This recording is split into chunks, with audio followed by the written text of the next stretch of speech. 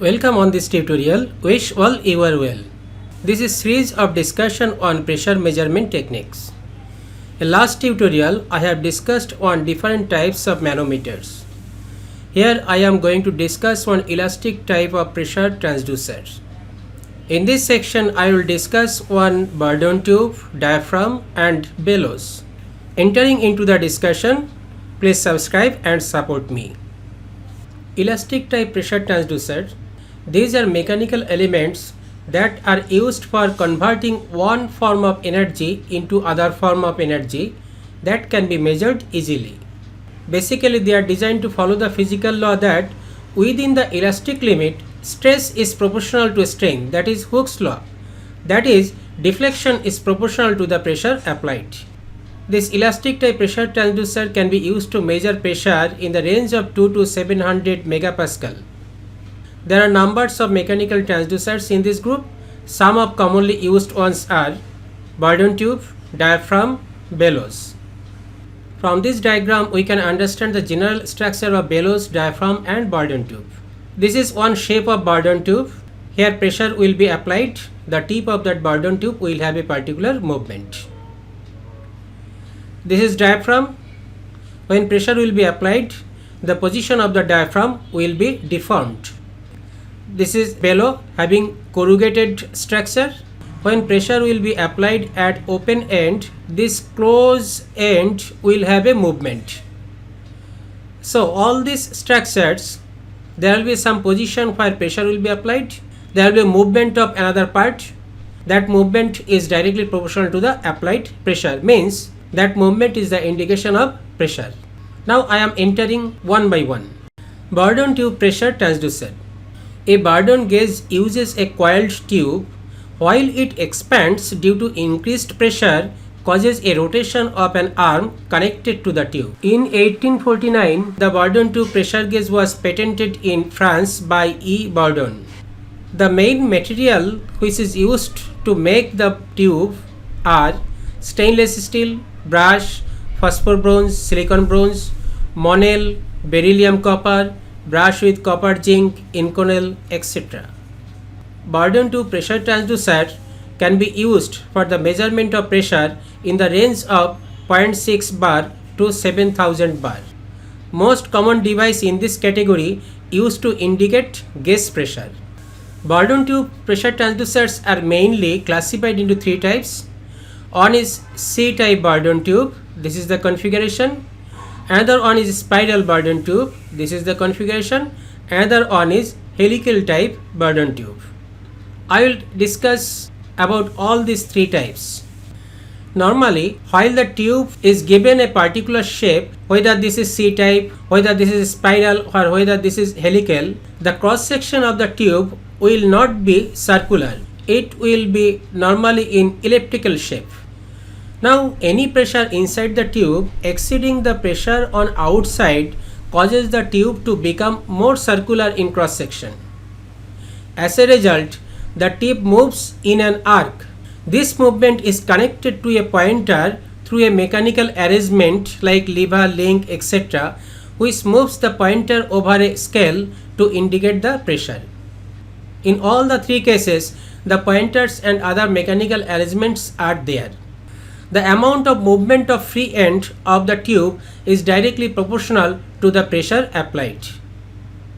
The features which I have already mentioned, those are basic features of Bourdon tube pressure transducer. Now explaining C-type Bourdon tube pressure gauge. The main component of this C-type Bourdon tube pressure gauge is a tube. The structure of this tube is just like the shape of English alphabet C.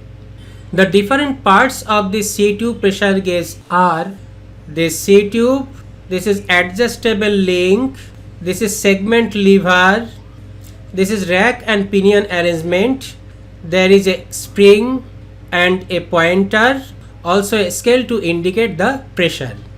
The tube is partially flattened, that is near elliptical cross section instead of circular cross section, and formed in an arc of 250 degree. The tube is sealed at one end, which is termed as tip, and connected to the pressure at the other end, which is open. Due to the application of pressure at open end, the closed end, that is the tip, will have a particular movement. Say by the application of pressure here at open end, the tip of this U-tube will have a movement in upward direction. Now the magnitude of this movement or displacement will depend on the magnitude of applied pressure. If the applied pressure is higher, this movement of the tip or displacement of the tip will be higher. If the applied pressure is lower, the movement or displacement of the tip will be lower. The amount of movement of the free end of the tube, that is movement of the tip, is directly proportional to the pressure applied. Motion energy of the tip is transmitted to the pointer via mechanical arrangements like this adjustable link, segment lever, rack and pinion, etc. This arrangement also act as a mechanical amplifier, means very small movement of the tip ultimately will produce a large movement of the pointer. Pointer rotates on a scale and gives the indication of applied pressure. What is the function of this spring? Spring is used to bring back the pointer to its initial position while pressure is released. Also, this spring is used to free the gear teeth arrangement from backlash. Few other features of C-type Bourdon tube pressure gauge are: to retain the pressure, the tube must have a certain wall thickness. Larger wall thickness are required for measuring higher pressure. Metal tube of sufficient thickness is not enough elastic to create sufficient tip movement under the influence of a small internal pressure. So, Bourdon tubes are only used for the measurement of higher pressure. The C-shaped tube is used for the measurement of pressure in the range up to 60 bar. For higher measuring ranges, the other types, that is spiral and helical type Bourdon tubes, are used. The different mechanical arrangements like adjustment link, segment lever are needed to be adjusted at the time of gauge calibration. So this is how C-type Bourdon tube works. See, this is one animated diagram how C-type Bourdon tube works. When pressure increasing, the tip is moving upward. When pressure releasing, the tip is going back to initial position and the pointer is showing the pressure. This is another animated picture to show how C-type Bourdon tube works. Now discussing about helical type Bourdon tube. Basic features of helical type Bourdon tube I already have discussed, which are similar with the C-type Bourdon tube. The construction here is a little bit different than the C-tube Bourdon tube. Here the C-tube has been shaped into a helix. The construction is like that. This helical type Bourdon tube has several turns winded into a helix. One end of it is opened where the pressure to be measured is applied. Due to applied pressure at this open end, there will be a movement of the free end, that is the tip, and this movement is directly proportional to the applied pressure at open end. The movement of this tip, ultimately by using different mechanical arrangement, we got the movement of the pointer, which indicates the actual pressure which has been applied. The number of coils in helix can vary from 2 or 3 to as many as 20. They can be equipped with or without a transmission mechanism. With 2 to 3 winding, the measuring range will rather be small and a transmission mechanism will be necessary to amplify the movement of free end. This is one photograph of actual helical type Bourdon tube arrangement. See here, this is helix. This is just another diagram of helical type Bourdon tube. Having 16 to 20 windings in helix, a larger measuring range become possible without the need of transmission mechanism because the movement of the free end is larger enough on itself. The helical type Bourdon tube may be used for the measurement of large pressure up to 7000 bar. Next, discussing about spiral type Bourdon tube. The shape of this spiral type Bourdon tube is a little bit different than C-type Bourdon tube and helical type Bourdon tube. The spiral Bourdon tube makes few windings in one plane around the fixed shaft of the pointer. One end of it is opened where pressure to be measured is applied. Due to applied pressure here, free end will have a movement where this movement is directly proportional to the applied pressure at open end.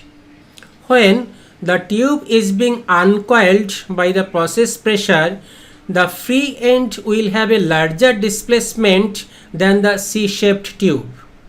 The more windings, the larger is the displacement. This is the diagram of spiral type Bourdon tube. This is one photograph of actual spiral type Bourdon tube. The same amount of low pressure can be measured with the spiral Bourdon tube as well as with the C-shaped Bourdon tube. But the cost of spiral pressure gauge is higher than the C-shaped Bourdon tube. Spiral type Bourdon tube is primarily used to measure the pressure in the range up to 7000 bar. Helical and spiral type Bourdon tube are more linear and more sensitive than C-type Bourdon tube. There are different advantages and disadvantages of Bourdon tube also. In advantage, we can say it is having very low cost, simple construction. It is available in wide variety of ranges, including very high pressure range also. Accuracy is high. In the disadvantage, we can say low spring gradient, and this is susceptible to shock and vibration as some mechanical arrangements are there, and also it is susceptible to hysteresis. So in this discussion, I have tried to explain operation of different types of Bourdon tube pressure gauge. I have discussed construction and operation of C-type Bourdon tube, helical type Bourdon tube, spiral type Bourdon tube. In next tutorial, I will discuss another types of elastic type pressure transducer, which are bellows and diaphragm. Please subscribe, put your comments and queries in comment section.